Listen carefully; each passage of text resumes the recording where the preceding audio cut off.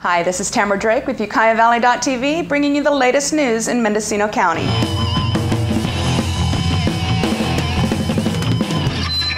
The Mendocino County Board of Supervisors met Tuesday morning. Roland Sanford, General Manager for Mendocino County Water Agency, presented an update to the Board of Supervisors regarding local water purveyors' efforts to address the drought situation and identified options and actions the county can take to help blunt the impact of a drought, including the recommendation of a drought declaration allowing Mendocino County to possibly receive disaster relief funds. For the county as a whole, basically, when we're looking at rainfall, we're running at about 50% of normal.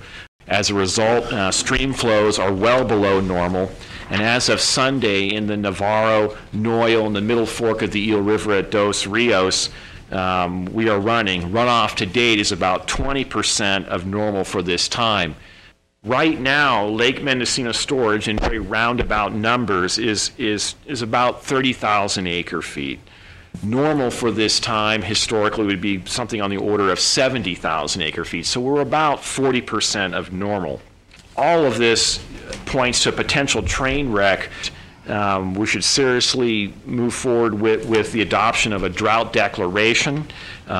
Secondly, coordination of public outreach, and then third here, lead by example, reduce our water use here at the county facilities. Tony Liniger, Mendocino County Ag Commissioner, informs the board about funds and services available through federal government to local farmers and ranchers. I'd like to mention, there are some things available out there to farmers and ranchers. If you're experiencing ongoing losses that would be covered by those two declarations that I just mentioned, one, the Small Business Administration for ag businesses that help support the ag industry, and then the USDA declaration, which actually supports the farmers and ranchers themselves. The Farm Services Agency, who administers these monies, they are in the process of now applying for emergency conservation program, and we should know by next month. This is a cost share program that allows growers to dig deeper wells and will actually help cost share if they need to have water deliveries. Also looking at drilling new wells. So there may be some monies available, and we should know within the next 30 days.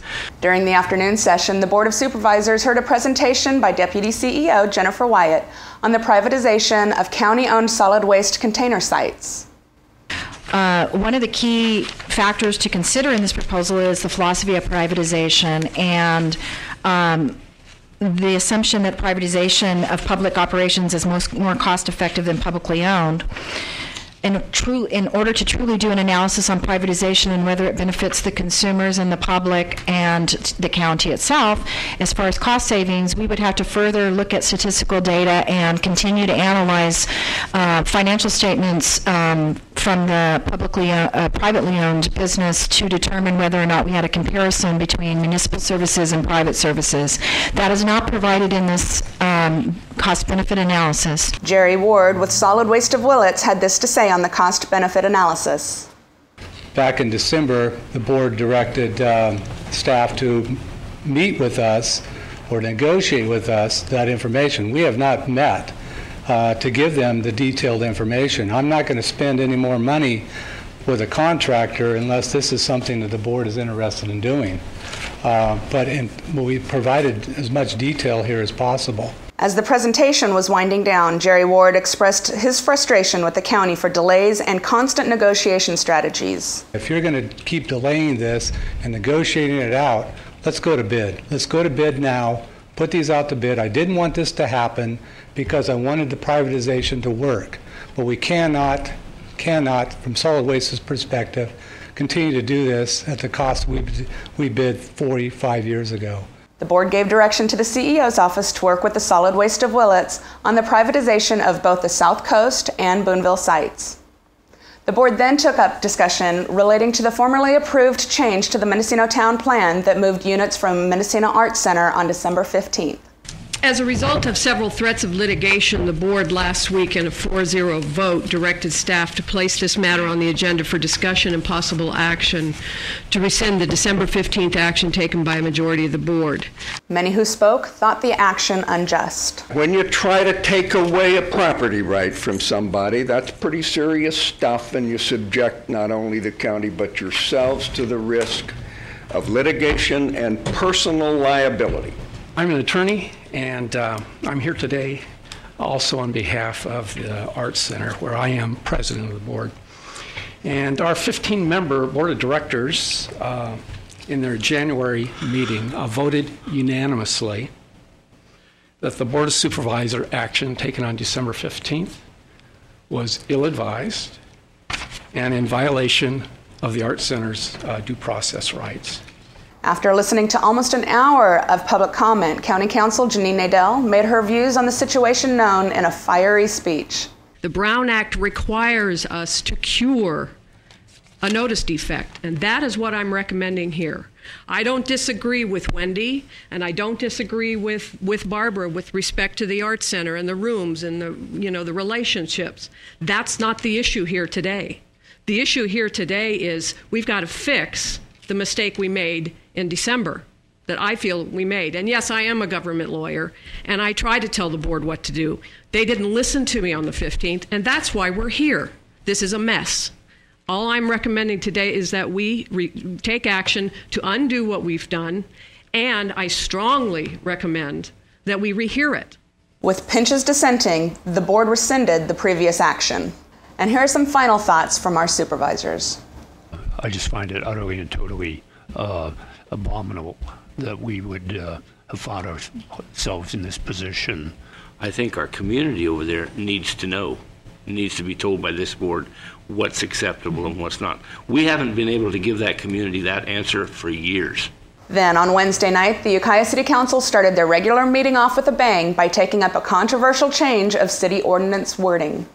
On one side of the issue is concerns about the implications of using the term guardian rather than owner to describe the person who's responsible for a dog or cat. Several hypotheticals were thrown up by council members regarding how the change would show itself in common usage. And regarding a cat that contracts cancer, there are no implications on demands for treatment that you are aware of in terms of the difference between this guardian language versus an owner language? Public comment on the item was a mixed bag of opinions on the matter. I do not feel that I should be burdened with the change of legal language from owner to guardian. I feel that there is truly a difference throughout hundreds of years of history between the terms owner and guardian. If we are so civilized, why can't we treat animals as an equal or as a companion, a friend? Why do we need to treat them like property? In her second meeting sitting on the council after being appointed, council member Mary Ann Landis said she wanted to find the middle way between the two ideologies. I think what I'm looking for is the middle way between the perspectives of this is going to change the way people view animals and reduce and perhaps prevent animal abuse in our community, and the other view, which is it's going to create a loss of rights for some individuals, business owners and other people, and confusion. And I'm kind of trying to find that place in the middle that makes sense. Before making a motion to approve a compromised guardian/owner wording, Councilmember Mary Roden said that the words used in society have a tangible effect. I think maybe if the term guardian became something that we all just used more automatically, like we say flight attendant, we might begin to think of the connotations that go along with guardian, which is respect and caring and compassion, responsibility. Councilmember Landis. No. Thomas. Yes. Crane. No. Roden. Yes. Mayor Baldwin. Yes. After the vote was taken, one of the two no votes, Councilmember Doug Crane, left the meeting. Afterwards, Landis made her choice as to her replacement on the Ukiah Planning Commission. I just wanted to say thank you. I'm deeply honored to be nominated by Councilmember Landis, who I respect and admire very much. This is Tamara Drake with UVTV. Check back often for more local news.